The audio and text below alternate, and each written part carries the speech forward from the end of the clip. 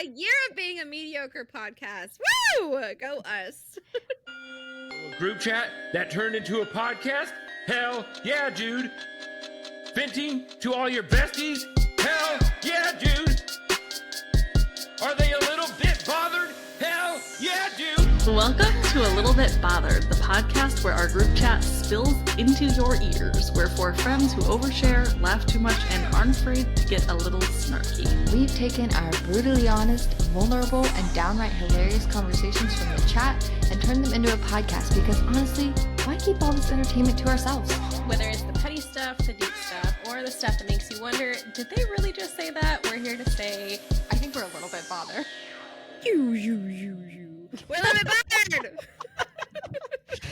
We are back.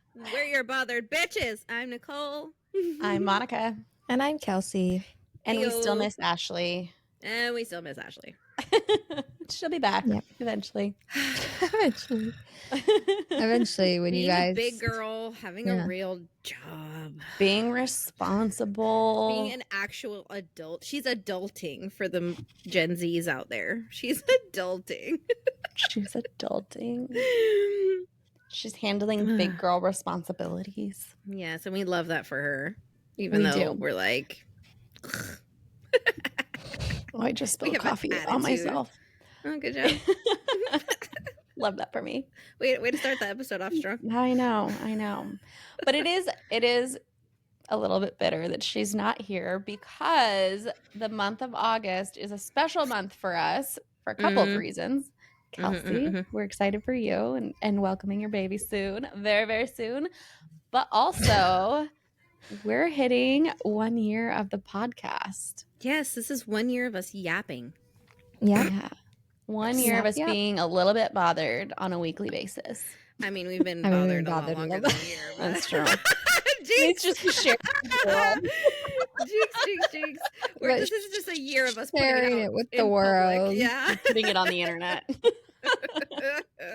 A year of being a mediocre podcast. A year of being a mediocre podcast. Woo! Go us.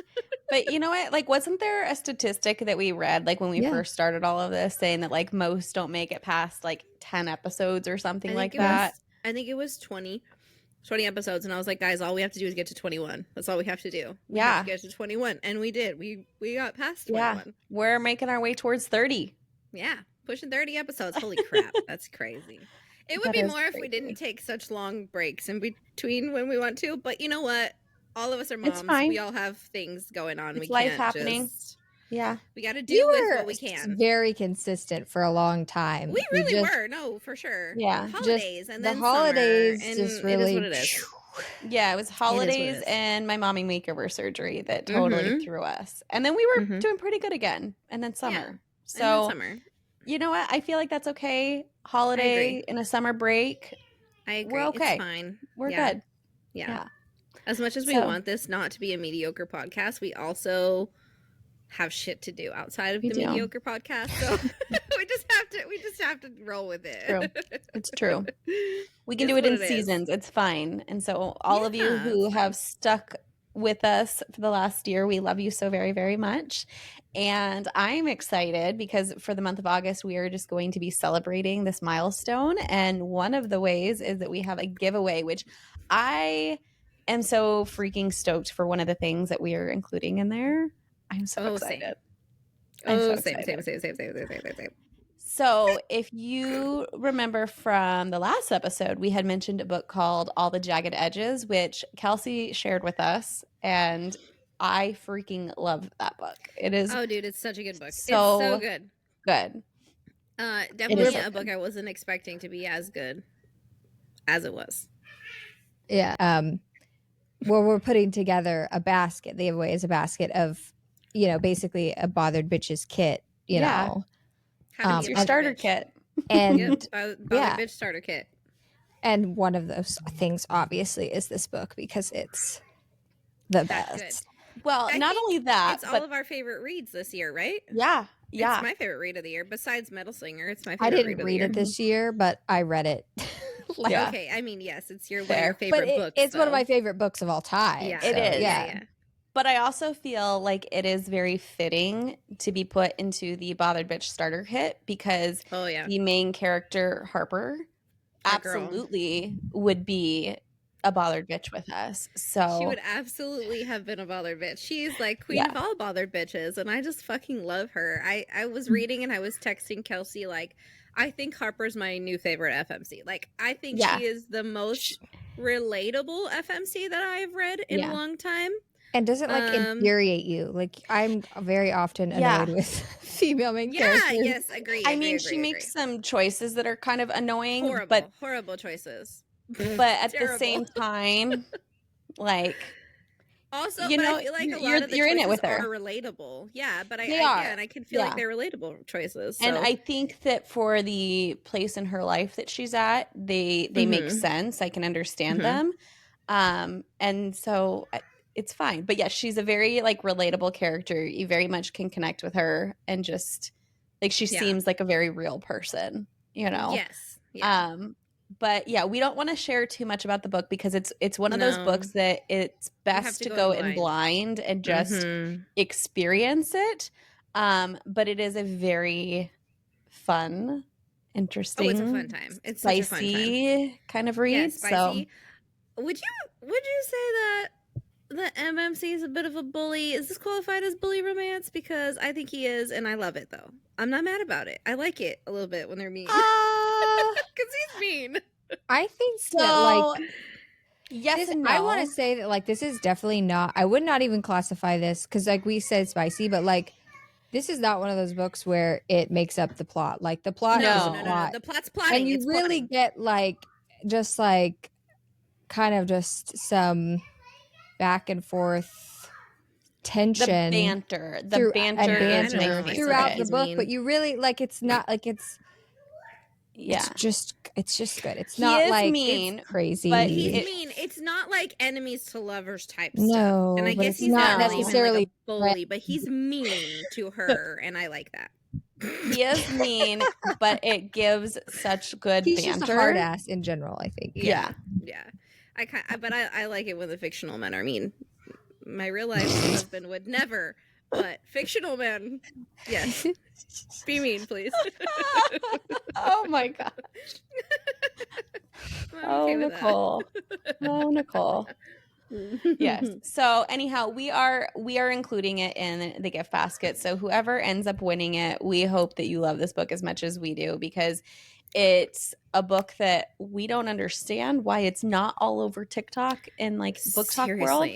It absolutely needs to be. It should be. All the Jagged Edges needs to be added to everybody's TBR immediately. Definitely add it to your TBRs if you, you know, enjoy reading. If you don't have too much of a full TBR already, or you know what, maybe just ditch your entire TBR and read move it on up. Bump it to the top. Right to the top. It's fine because I really We're not asking you to read an 8-book series. Just bump this one up to the top. It is part of a series, though. I'm not saying it's not a series. It does have a second book coming, but it's not. Have a second book coming.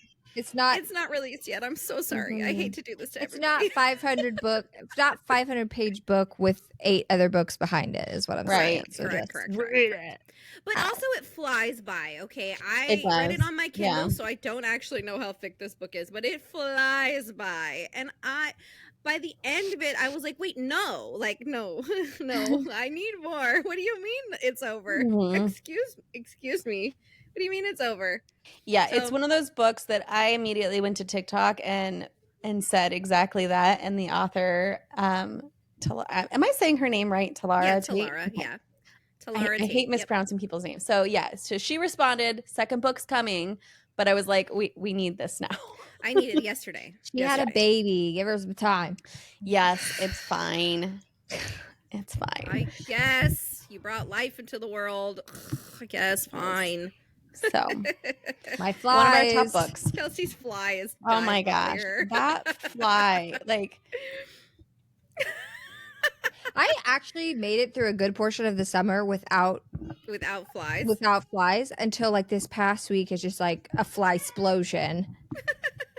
Anywho, all that's aside is keep your eyes peeled on social media for a chance to win our Bothered Bitch kit. Yeah, we still have to work out the made kinks for the bitches. on how to enter. We haven't decided exactly on what we're going to be doing for like entering and how and all that stuff. But we're still curating. We're still putting together the bitch kit.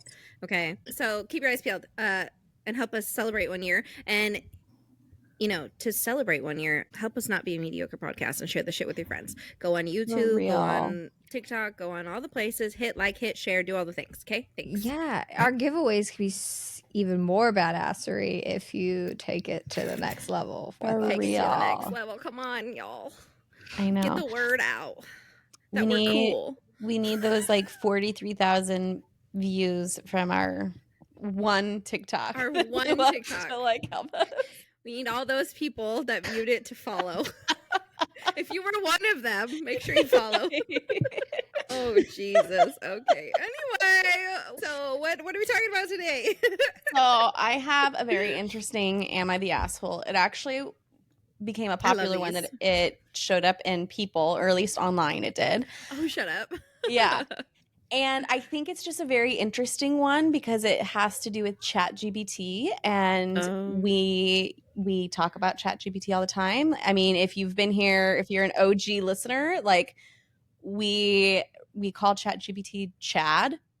Like Chad is an honorary member of the podcast. We use it all the time. Actually, to remind myself when I'm talking to other people that not everyone calls him Chad. So like I know I do I too. have to like fix myself. But this is an interesting kind of story. I think it just it makes you wonder where are our boundaries with like how we use ChatGPT. So listen, I'm going to give the don't summary. Have boundaries, period, anymore. That's true.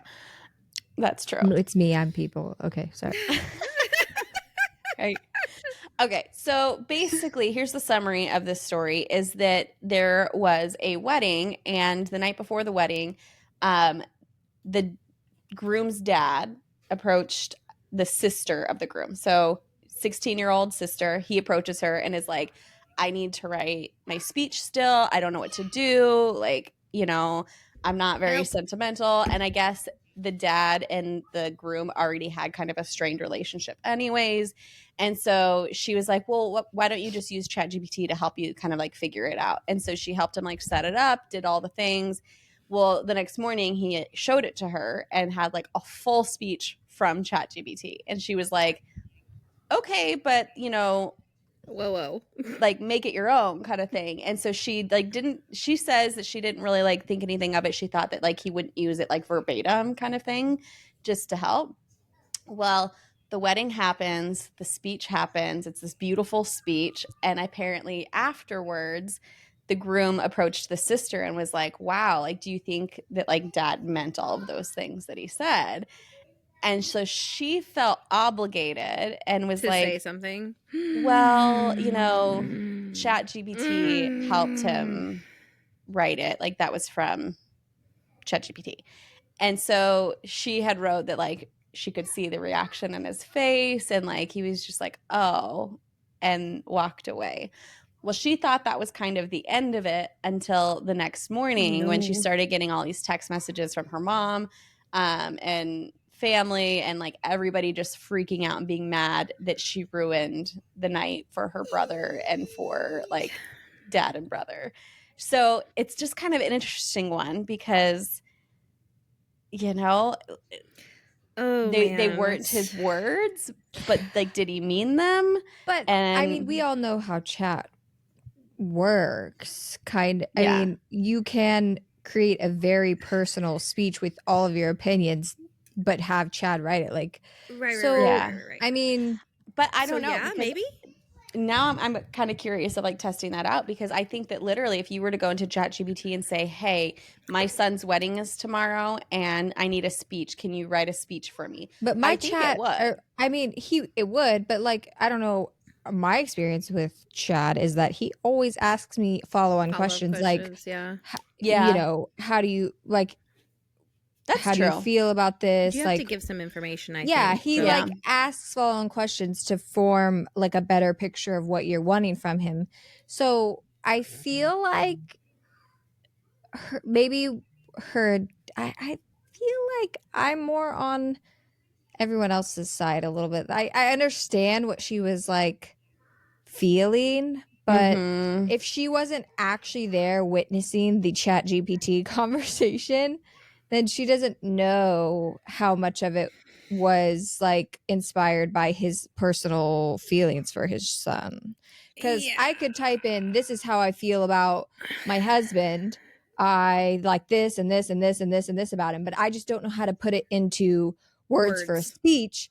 And then it's like, oh, this speech is made out of all my feelings, but it's just put into a speech format by chat. Yeah. It's hard. So the question is she the asshole? I don't know. I wouldn't necessarily say that she's an asshole. I don't think she's an asshole. I think her intentions were good. Yeah, I do feel like her intentions were good, especially if she knows that like obviously that it was said that the father and the son kind of have a strained relationship. So maybe, she was in that moment, maybe she was really just looking out for her brother. Like, yeah, like he said some of those things, but I wouldn't get too excited kind of thing. You know what I mean? Like, I don't know. I think she probably was thinking about her brother's feelings over her father's feelings at that point. Is that a sibling? You know what I mean? Because like if the dad's mad, if the dad is mad that like she told him, and she's just sitting there like, but you did use it. Like, I don't understand. How big of a piece of a shit is this dad? Like, right. That's my question. Like, what, and how much? A little bit more. And I do feel kind of bad for the dad too, because like, she had wrote that he had approached her and was just like, I'm just not good with words. And like, I get it too, because it's, not everybody likes to do public speaking and not everybody is good at that, right? Sure. And so it's already nerve-wracking as it is. And I think the other side of it that I feel for the dad is that the fact that he was thinking about it and wanted it to be a good speech. And it was that important, Yeah, like it was important to him. He went to her and was like, I need help. Yeah. She was the one that suggested ChatGPT. Right. So. And like helped him log in and helped him do everything. And like she even said like, as he was reading the speech, people were crying, and even my brother looked really emotional, like he was actually touched, and he hugged dad afterwards. So it's like whatever the speech was must have been a good one. You know what? I'm gonna change my mind. You were a little bit an asshole. You should have just let them have their moment. Like you if they have a strained relationship and you know that, and your brother took what he said and was like, maybe he was ready to like move past whatever the strain was after that speech because he felt like he meant it. You should have just let him have his moment. You should have just said, yeah, I do think dad felt like that. I do think so. Right. I mean, if this seemed like a monumental lie that was going to sway him into doing something that would be bad for him, then I think that would be a different story. But like, if it's literally just if this is gonna better their relationship, I think it could. Well, and just because he didn't come up with the words doesn't mean he didn't mean the words. Correct. You know. And like it said, so later that evening after a few drinks and while things were winding down, my brother found me and said, I didn't expect dad to say all that. Do you think he meant it? And like, that just breaks my heart because weddings are so emotional anyways. And so sometimes those meaningful moments can happen and they can come out in those events. And so, but also like, I don't know, maybe it was just like, depends on your dad, but like a lot of dads, a lot of men are just more closed off. And even if they feel those things, they're not necessarily. They might never ever say them. So like Chad like curating a speech for him, which very well could have been all his feelings. We don't know what Chad and him discussed. Yeah, we don't know. We don't know how much info he gave Chad, but But like, well, and she says just could have given him the nerve because it was written for him and he got to just read it and it just gave him the nerve that give him that little boost that he needed to get it all out there in the open, right? So like this was his moment to have a meaningful moment with his son, and he took tools and he used them to have that, and I think that's okay. I do think she probably should have just let it go, like not had said anything. Yeah, probably not. Just let them have their moment. I think it's like the slightest. This is why I say we don't know enough about their family dynamics, because I think it's almost like the slightest bit weird that she felt a moral obligation to tell him this. Like, this was some really big major lie. I don't. Yeah. Mm-hmm. I feel like, okay, so let's remove ChatGPT and let's say that he went to her and she helped him compose it. Mm-hmm. Mm-hmm. If the brother then went up to her and said, do you think dad meant all those things? Obviously, she would just be able to say, yeah, because he told her the feelings and she helped him write the you know what I mean? So, like, I think if we take the ChatGPT aspect away from it, I don't think there's anything wrong with it. Okay. So I have a little bit more as far as like the relationship, because I just gave you guys a summary. So she had wrote, my brother and dad have always had a tense relationship. They're civil, but there's a lot of unspoken resentment there. My brother always felt like dad wasn't emotionally available growing up, always worked too much, missed birthdays, etc.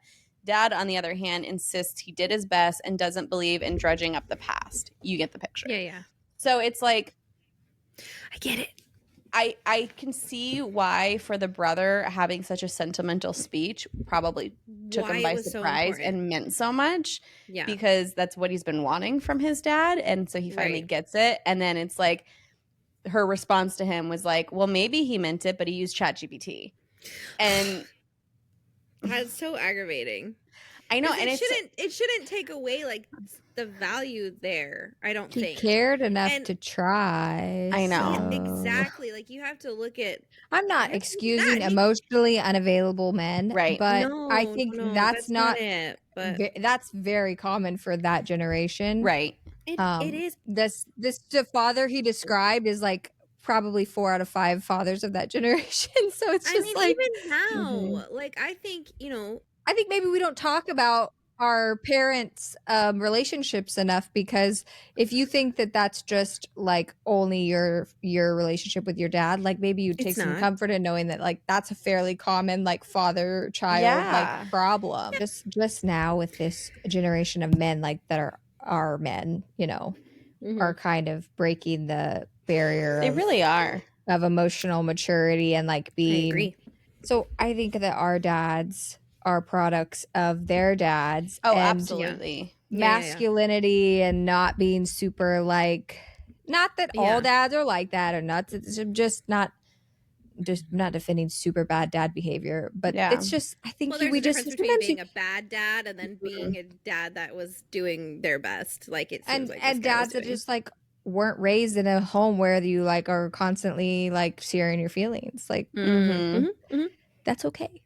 Yeah, like they literally might not know how to share their feelings. Emotional. So I think to that point, it's like if he needed to utilize a tool to help him come up with that language, I don't think that I could fault him for that. But I do understand why it could potentially be hurtful to like hear it. But the other part of that though is then it's just kind of like the question across the board is like, is there a line with ChatGPT of like where too much is too much, right? Because it's like those memes that you see too of like, millennials like graduated college without having to use ChatGPT. Like we had to write all of our papers from scratch. But at the same time, it's like it's a tool that's available to college students. Why wouldn't they use it? Yeah. That's how I feel about it.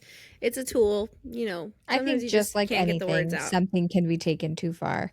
Yeah. And I think that like it's very case by case basis. The other perspective is like, had he not done that and he wrote a speech and maybe it truly would have been the best that he knew how, like he could have read that, and would that have been upsetting because it felt like it wasn't enough? Or is it better that he went and used a tool to have a heartfelt speech to make sure that the moment and like the event and the evening was meaningful? Like was he now is he just like in a lose-lose situation where if he'd written it would have been a letdown, but then he got help and now she like threw him under the bus. Now everybody's mad. Yeah. I can kind of understand the family being mad, especially because with weddings it's just like you just want the bride and groom to have a good evening. You just have to let it go. Yeah, I agree. Sometimes you just like, I just don't think, I think probably in her brain she was doing the best that she could for her brother. But I think like I said, if it was deceitful and it was going to have actual repercussions, then yes. But I don't know that this situation was the only repercussion is that now people's feelings are hurt. Like, right. Yeah. My last thought on it is like, I just feel like so many times with weddings, like you miss the point that it's just about the bride and the groom, right? And so it's like to make an issue out of this relationship between the father and the son. Like, yes, that's important, but that's not the whole point of the day to begin with. So like, can we just let it be? Let it be. Let him have his night. Let him be a happy groom. Yeah. And as the father, he could have been like, I'm not giving a speech. I'm not sentimental. And could have just ended it at that. But he literally did not. So all that to say, I personally do think she's the asshole. I kind of think the dad is the asshole in the situation. I think that she is a little bit. I mean, without more information, I think she's not like, and maybe not even with good intentions. Yeah. She's still the asshole. Okay, what else do we have to talk about? I feel like we've been talking about this wedding for a long time. We don't even know these people. Yeah. So, it's been a while since we've given life updates. Yeah, it has. Welcome to our favorite segment. Actually, I don't know if it's our favorite, but it's what we do. It's what we just started doing. WTF. WTF. WTF. For those that don't know, our win, our trigger, and our FML or funny as fuck, right? Yes. Okay, so my win was, and maybe it's a little bit of an FML too, because over the weekend I had a charge on my card go through, and so like I have my bank set up. I like watch my bank like a hawk. I know usually when everything is coming out, like a very on top of it. So, and I also have like a text message system through my bank that they tell me when it gets to a certain amount, and I go in and I make sure like everything is settled, right? Well, I got that text message for the alert of like a lower balance on my account. I went in to go move stuff from our savings to our like bill pay account, basically is what it is. And I guess like the text message system was kind of delayed because by the time I already got in there, something had gone through, a charge I wasn't even expecting, and it's the worst. It was like a yearly charge, not a monthly charge, so like I forgot about it, so anyway, I had gotten a like privilege pay like $35 charge or whatever, and I was like, crap, darn it. So I went to go in the day it happened to see if like maybe they could reverse the charge, or like, because I have it set up to where usually that shouldn't happen, like I shouldn't be getting these privilege pay things. And I got there too late on Saturday. They closed. I was like, shit. So I went in there yesterday, and I was expecting just to get the one charge like reversed, and I walked out of there not with just the one charge reversed, with like any overdraft charge that I've been charged for an entire year reversed. And amazing. I was not expecting that. And I was like, oh, holy shit. Thank you. So, it's always amazing. Nice when like you get money when you're not expecting money. Yeah. Well, especially because it's like such a rarity dealing with a bank to have them do something like that. Have them give you money. A good experience. Yeah. And there was literally no pushback. He did not say, well, you didn't have enough in your, like there was no pushback. He just said, oh, okay, here you go, reverse. And there wasn't even a delay. I literally checked my account sitting at the desk with him still on my phone, and it was all there. I was like, whoa, like, okay. Well, they should just give it back, because overdraft fees are just a scam. They literally are a scam. Like, that is money obviously I've paid, because once I'm in the hole, but the bank takes your money and uses it, moves it all around, but then all of a sudden when you when I need it, yeah. So they were great. Right. So they were great, and that was nice. I was like, great. I was not expecting to walk out of there with more money than was initially in my head. I was expecting 1, maybe 2 charges reversed. That's amazing. And I got more than that, which I was like, cool, like, awesome. Thank you. And I don't know what my trigger is. I don't know what my fuck my life is. I guess my fuck my life is that I wasn't paying enough attention and my bank account did go negative, but it's fine. But that's the other thing is like we had the money, it's just in a different account. So, right. Yeah. I watch it. More infuriating when you're like, it's not even that I don't have the money. I have it. It's just not over there because I need to make sure like I'm paying attention, you know? Oh my gosh.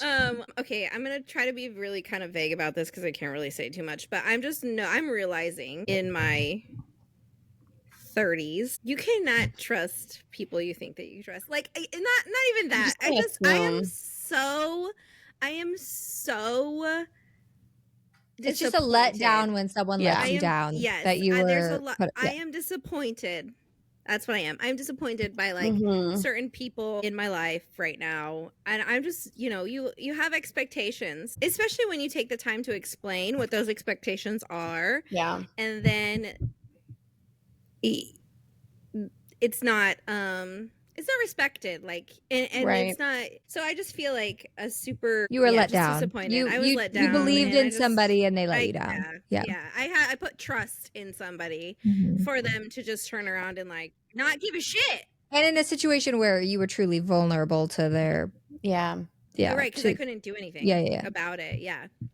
I could not like change the circumstance at all. So so I'm just realizing that like it's hard. It's really hard to put your trust into people or put your expectations onto somebody, I guess, and then just have them completely, and it would be one thing if it was like something minor, but it was pretty kind of major. So it's like, wow, I really just can't like trust you at all. And I did previously. And so thank you for showing me who you really are. And that bothers me. It's like, but I'm also not stupid. Though. You showed me how you are. You showed me what your true colors. So I won't be trusting that again. That's another. That's what I'm learning too. Like when somebody shows you, believe it the first time, not the third time. That's my big life lesson. When somebody shows you who they are, believe them the first time, because it's only going to come to get you later.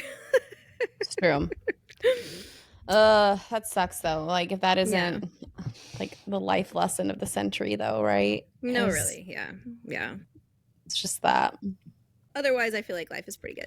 That whole situation was a WTF. So that entire situation was, an actual WTF. Okay, so I feel like my win and my FML are hand in hand. I see a trend. Yeah, see. There's a trend happening. Right. There's a trend happening.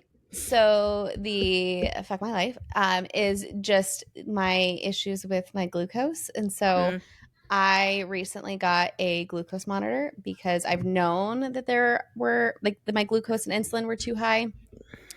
But like seeing it in a lab like once is totally different from being able to see it all day long. On the regular, Right. Like I apologize because you guys are like my like live time, like it's doing this. Like, no, I love it. No, really, I love it. It's very fascinating. First, like 48 hours that I had it, I like every like couple hours, I'm like, you guys, it's doing this now. Like, we're getting screenshots on screenshots. It was great. I love it. I love you guys for just. Did you already explain my crazy? Did we explain before exactly what it is you're doing? So, so I have a glucose monitor. So basically it gives you a real time like snapshot of what your glucose is doing and how it's fluctuating and whatnot. And you can in fact have crazy glucose without being diabetic. So yes. So that's what she's discovering. Diabetic, but I have been like standing right at the line of being pre-diabetic. So my doctor was basically like, like just count yourself as pre-diabetic. Like you need to start taking steps. Otherwise, like you're going to be full-blown pre-diabetic. And then also insulin resistant. And so now that I have the monitor and can watch it, it basically just confirms that because my average like pre-meal glucose has been hanging out at like 125, which is not great because you want to be under 99. And so that's pre-diabetic territory. So I will say when you're able to see it in real time like that, it scares the shit out of you. Like it's one thing to have a lab result and be like, it's not great. You should do something about it, right? And I've had multiple things of like different doctors who were like, no, like you need to do something about it. And you hear that, and it's not that I haven't taken it seriously. Like you guys know that I have. But like, well, it's kind of just like this abstract concept in your head.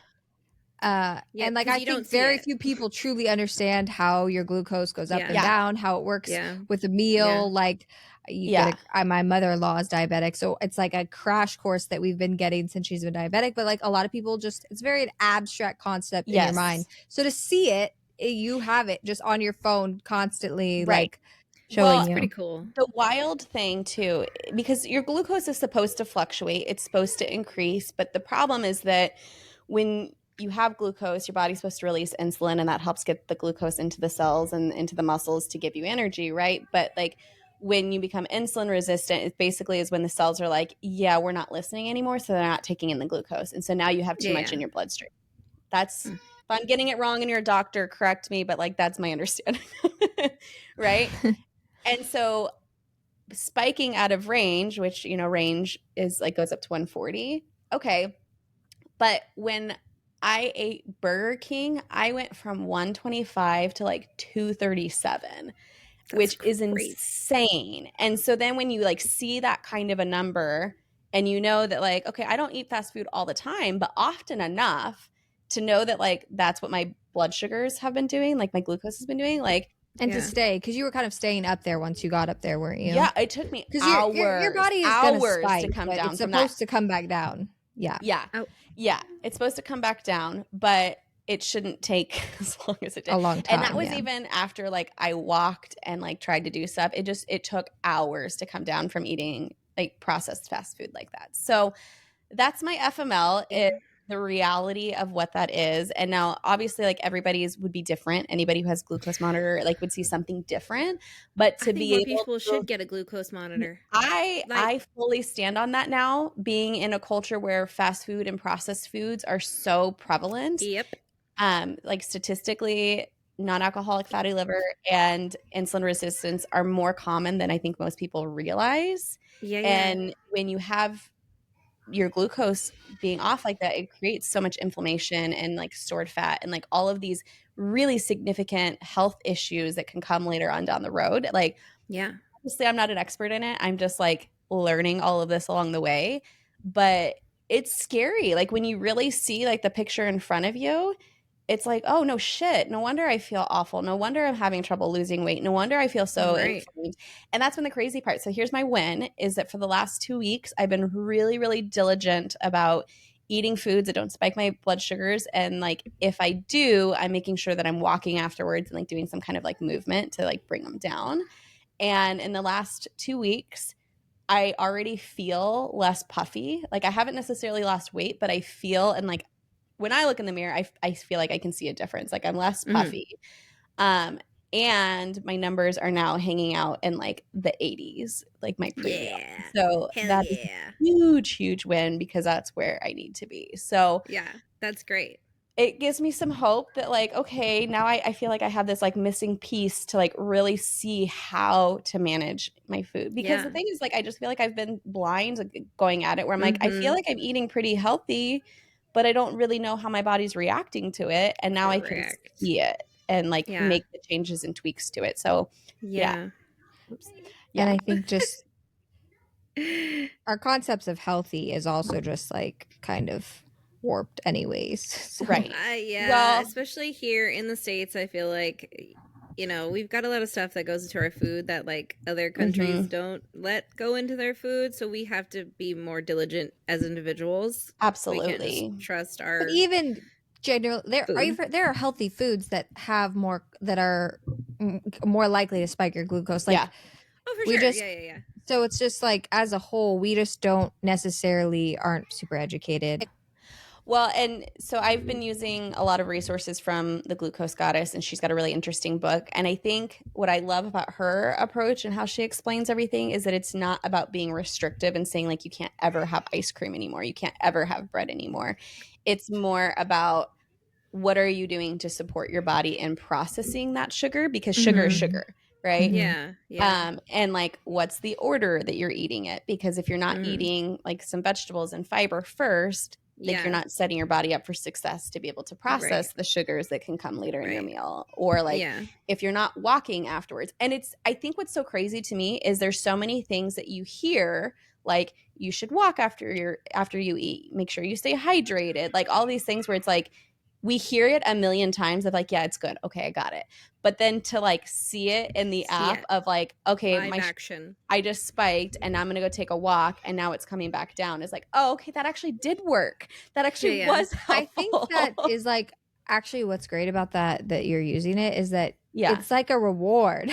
Yeah, it is. When you have all these things that you're supposed to do to be healthy, but you don't actually like. There's no instant result to it. Yes. But you watching it on your screen is like, giving an instant this, like, gratification. It's instant gratification. Yes, I was going to say we love instant gratification right now, okay? As humans. For real. But especially because it's like on any health journey, like you hear a million times of like, trust the process. Yeah. Because you have to like stick with something for a couple of weeks before you see the change. And I get that. Like I understand why, but that is so hard to stay motivated when you're like, but like, is it actually working? Like, is this actually doing anything? And so being able to like actually see it is so satisfying. Cool. So I'm loving it. And so that is my FML and my win. And my trigger, just being a mom. You know, I was actually going to say last episode, like all of us collectively, I think as a whole have had some difficult mom times this summer. I mean, so we've gone through some shit, I feel like. Right? I mean, I had a crash out last week. Like literally in the group chat crying. Like just and not because of like anything I mean it was a really, really hard parenting week and it's just the challenges of parenting very busy brains and just constantly evaluating how to handle that and like there's just so many emotions to that and I think I don't know, like it challenges you in ways like you don't even know are possible and you feel like shit and you feel like you're failing and you feel like literally last week I just felt like I was suffocating.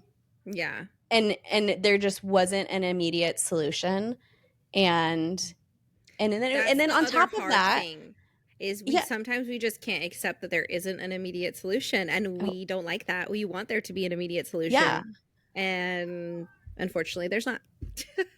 And then on top of that, like you're struggling, right? Like so you're in the moment, you're struggling and you're just like hanging on for dear life and then you still have to parent with that. And so then like you have to still parent and deal with like the overstimulation and like the behaviors and the needs and like all of the things while you're struggling and like on the floor basically. And like it's so freaking hard. It's so hard. And it just is what it is. Like, it's not like my kids were doing anything exceptionally different from kids being kids. I mean, obviously there's like the behaviors and stuff that we're dealing with and that we're having to pursue like some evaluations for one of my sons because he's very likely ADHD.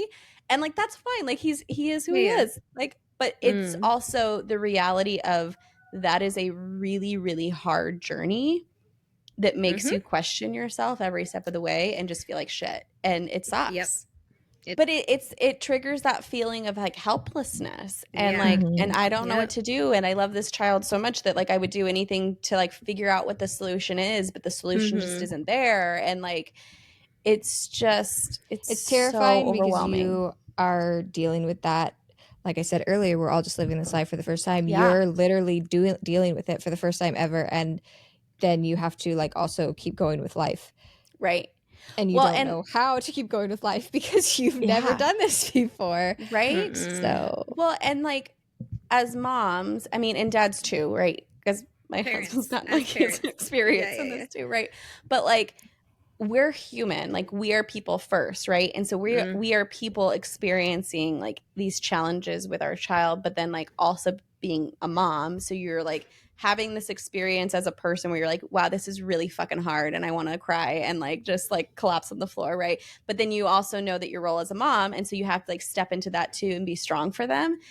Meanwhile, they're also having their own experience side by side. And like, this is where it gets so complicated. Like, and it's kind of this like mind fuck in a way of like, how am I supposed to feel? How am I allowed to feel? Who am I supposed to be? Like, how do I show up in this moment? And I just feel like I'm going to feel no matter what. Well, and society, especially for like parents who are I guess any parent, there's societal pressures, but parents who are parenting neurodivergent children have a different, you're supposed to like affirm your kid, not do anything that would like make them feel different or wrong or like, but also society's not the one raising your kid.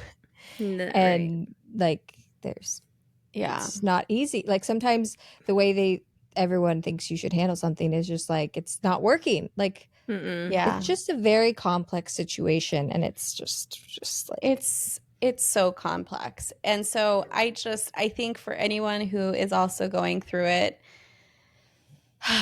one, I feel for you because it can feel so isolating. And I know that was one thing I had shared with you guys too, is like, you know, if we would have rewound like a few years ago, I had felt so isolated, and like I can't express just like how grateful I am for our group chat, because being able to just like process it out loud, and there wasn't anything that like, there was no solution for you guys to give me, right? But it was just allowing me to like cry and vent about it, and like, you know, hear you like, yep, me too, like I get it. Like it's also to knowing that we wouldn't difference. Judge anything. Like we weren't gonna judge you for feeling like you couldn't do anything. We weren't gonna like, you know, or judge what happened, judge any either decision, like, or what the situation was, or what you ended up coming to as a solution. Like we weren't going to judge any part of the day, right?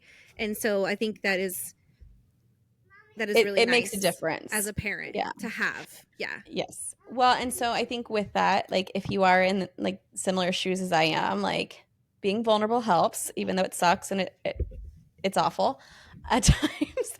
But if you're on the other end of it, where you have a friend who has a child who is probably neurodivergent or just struggling, like you have the chance to be like the friend who's listening non-judgmentally and like ask and you those don't questions. have to offer advice. But like ask those questions, like how are you doing really, like how are you handling this really, and like don't feel responsible for giving them a solution. Just let them know that like you see them and hear them. 90% of the time when I need to talk about my kid, my son is autistic, when I need to like talk about something we're experiencing, I don't want a solution. And that's something that a lot of people in my family really struggle with when I'm like trying to share about something, is that they want to give me a solution, and I don't want to like if there was a solution, trust me, I would have found it. We would have found it already. Like I just need to like share my struggles. And so like you could be that friend for somebody to just, if you don't have anybody to talk to and you're listening to this, you could always message the page and vent, and we will be your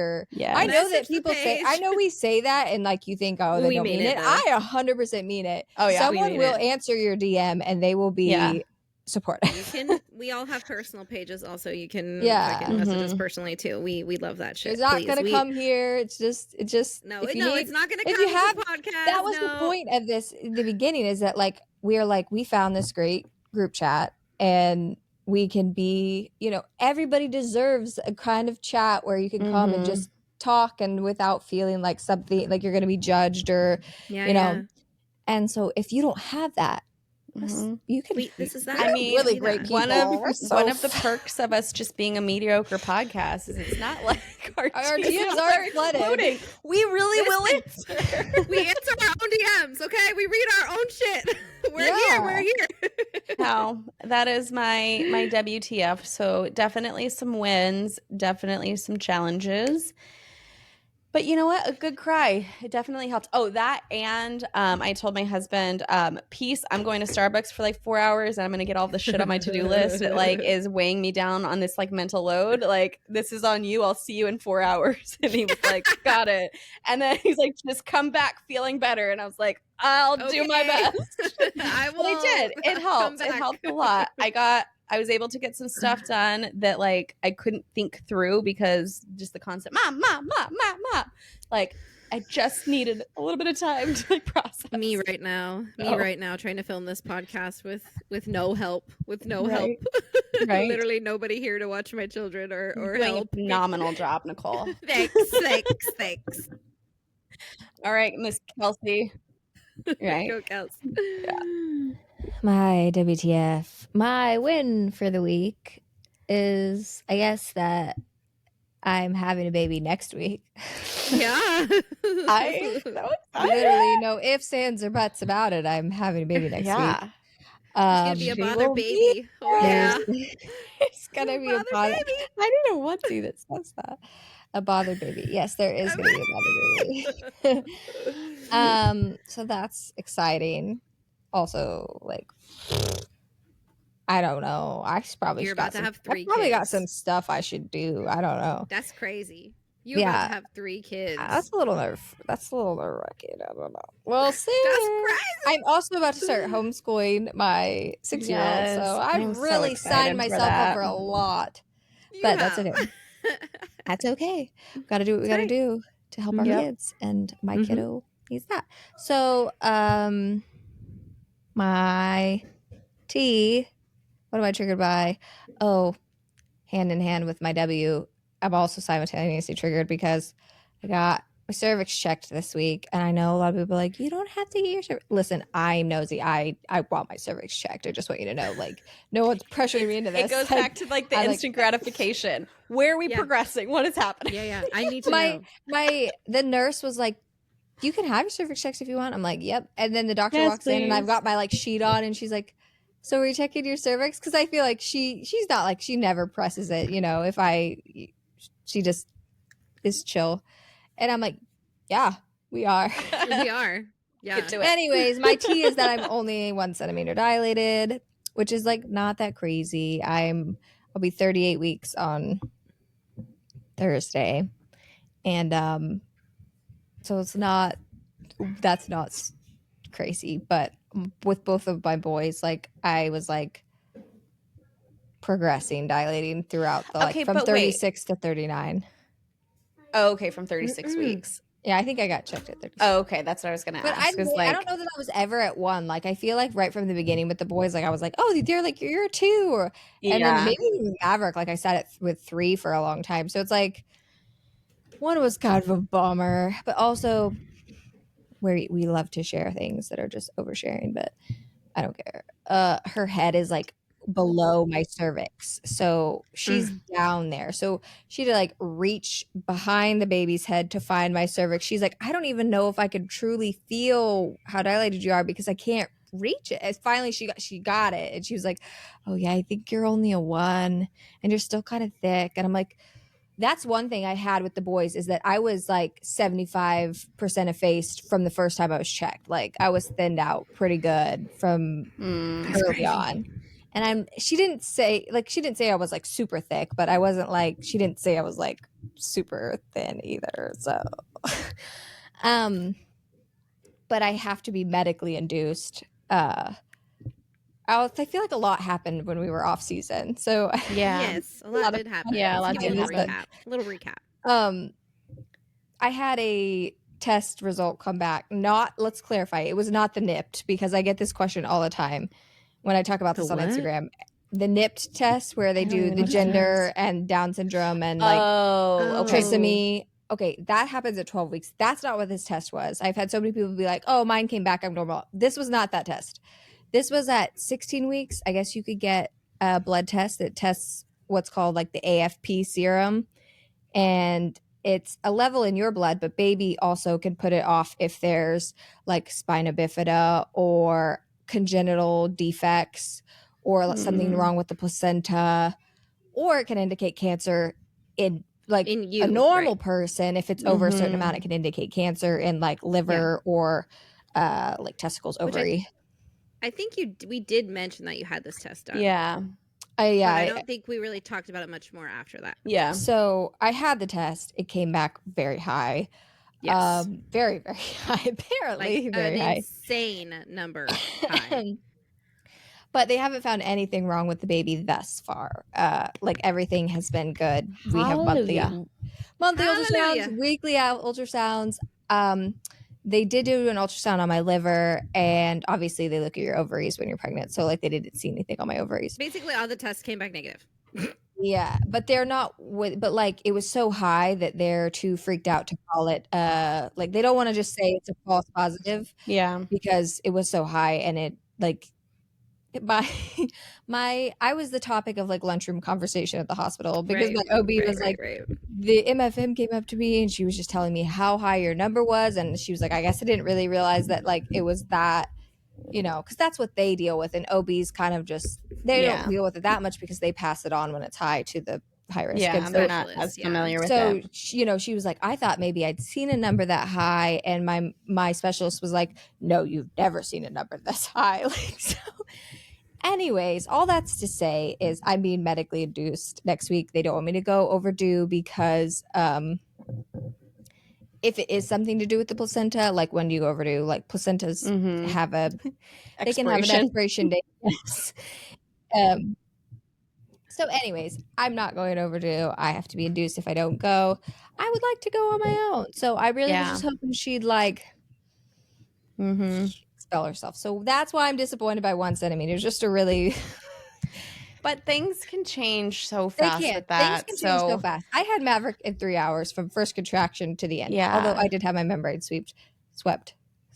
But yeah, first contraction to the end with Maverick, my second, was 3 hours. So I feel like I've been that was fast, but it spoiled me a little bit after having a 19-hour labor before that. Yeah. So anywho. Yeah, with Lola, my first, I remember I literally had a doctor's appointment. They were like, oh, you're only like, I think it was only like 50% effaced. Like, you only got a 2 dilation. Like, you're good. You're cool. You're chilling. It was 37 weeks and like, I don't know, 4 days or some shit like that. Yeah. She came the next day. My water broke like the next night. So like, yeah, anything can go. Yeah, that's. I probably need to just like try to reverse my brain and not like be overthinking it, because I think that I want so badly to go into labor so I don't have to be induced. But my doctor was like, I really hope you hold on to next week, because she's like, I'm on call this day, obviously the day that you were supposed to be induced as well. But like, she's like, I want it selfishly. I want to be the one to deliver your baby. And I'm like, no, I want you to be the one to deliver my baby. That's why I need to just chill and like try to. This is my favorite OB that I've ever had. So I actually am very excited for her to deliver my baby. And I've never had the one that I saw the whole time be the one to deliver. So you might get it. Because as long as she doesn't say that she's going on vacation, you'll probably be okay. That happened twice to me. That happened to me. That's what happened with Maverick. I was in labor and my doctor went to Hawaii. Yep. I will say that I think because the baby is so low, she's like, I think she really thinks that like there's a possibility that it could just happen really fast. But the thing with Maverick is that the baby was so low that he wasn't putting pressure on my cervix because he was below it. Below it, right. That's so wild to me. Like, I know. That's wild for me to wrap my brain around. How is he so low and not already out? Like, yeah. You know what I mean? Like, how are you still in there? She's like, every week, she's like, you're just so tall. You carry your baby so low. Lucky. And I'm like, maybe that's got to be it. It's lucky until the end. And then it's like, it's like bullseye. Fly again, in case you're not watching. Freaking fly. It's lucky until I'm gonna take it as a good sign. Trying to go into labor because with Maverick, this is graphic. Plug your ears if you're easily triggered. But like, or if you're new when here. She swept my membranes, she was like, I'm gonna have to like, I'm gonna tug on it a little bit to try and get it to where it's like his head is pushing on it, you know. So like when she swept it, she caught. You've told us this before. Yeah. She got like pulled down. Every time. It worked. Every time. But I'm like, how do I'm trying to like tuck my pelvis. Like, how do I tuck my pelvis just right to where she gets her head on top of it? Yes. I don't know if I have a true FML. Do you have anything funny that happened? I don't know if anybody else is find this as funny as I did. I feel like it was you had to be there situation, but Maverick was making like mud pies under our swing set earlier in the week or late last week. And he played under there for probably just 30 minutes, just sitting there, like treating the mud like Play-Doh.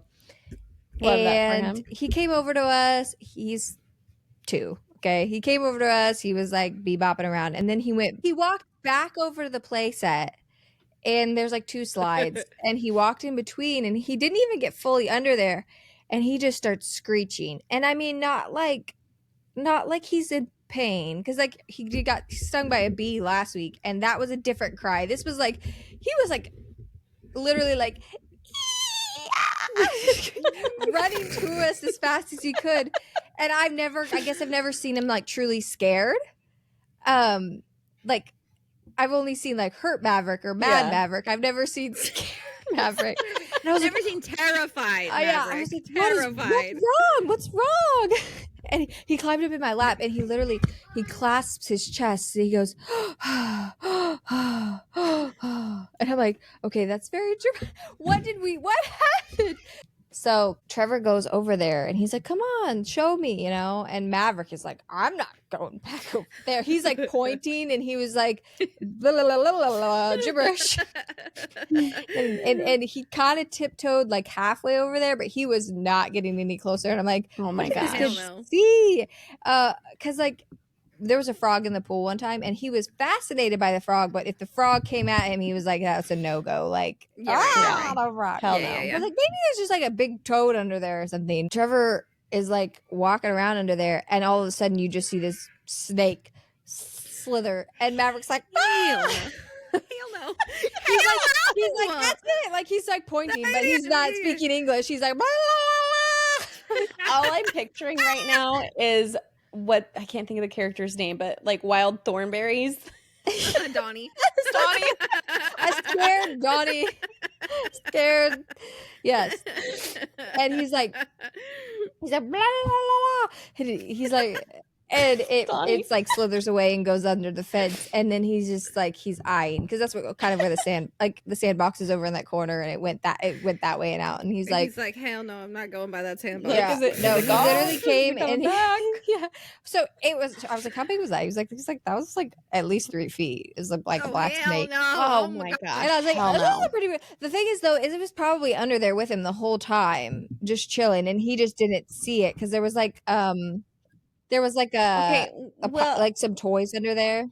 Okay, but like for where you live, like, is that a scary poisonous snake a black snake's not scary? They get big. Okay, but here in Arizona, you see a snake, and it could very likely be a rattlesnake. So that's why I'm like, okay, what kind of snake are we talking about? This was not a rattlesnake. The rattlesnakes they do exist here, but this was not. This was not a rattlesnake. Rattlesnakes there? Cool. Yeah, they're more like probably more in the hills. Or I didn't know that. I haven't seen one, and I want to see one. This truly was just a black snake. We had one on our. We had one on our roof a couple last month. Probably it was like freaking one. It was 5 feet long. No. Yeah, that one was huge. So this was not that. That guy was girthy. This one was skinnier, like 3 feet. Anyways, his reaction was very animated, and it was cute. So funny, yeah. And I didn't expect that because like homie brought me a spider the other day. Oh no. He brought me a spider alive. He's like, Spidey. No, nope. No, because in my brain, everything is poisonous or deadly, okay? Mm-hmm. Don't be touching stuff. Well, he brought me a roly-poly. He brought me roly-polies, cool. And I'm like, that's so cute, roly-polies. And then one day he brought me a spider, and he's been watching Spidey, and so he's like, Spidey, and I'm like, no. Don't bring me Spideys, please. Please don't. It's a good. I'll hardcore pass. I don't want to create anxieties within you that you don't have, but like perhaps we exercise a little bit of caution with what we pick up. All right. Well, on that note, we have yapped and yapped today. Sure have. Yeah. Sure have. We are some yapping bothered bitches today. We be yapping. We make outlines. We don't stick to them. Well, we kind of stuck to it, but we still talked a fucking lot of. Bro, we do. The thing is, we'll stick to it in the beginning, and then we just go the complete opposite. Okay. It's fine. But it is so good to be back. I have missed recording with you guys. I so have missed recording also. I so have. It's so much fun. I want to do it every day. I know. I really do. But hooray for 1 year. I feel so proud of us. We did it. We did a thing. Yeah, we made it a year recording this podcast. Yay. Our Mediocre podcast. So if you have hung with us the last year or you just found us, make sure to share when you are listening so that you can invite your friends to also join the group chat and become a bothered bitch with us. True that. Join the Bothered Bitch crew and keep an eye on how to win your own bitch kit. And keep an eye out on the giveaway. And if you liked this episode or any others, make sure you leave us a review. It helps us tremendously with growing our podcast and growing the group chat. So like, share, follow, subscribe, do all the things. Do all the things. Yeah. Okay, bye. Bye. Bye. Love you. Welcome to the inner sanctum of friendship. These bitches are a little bit bothered.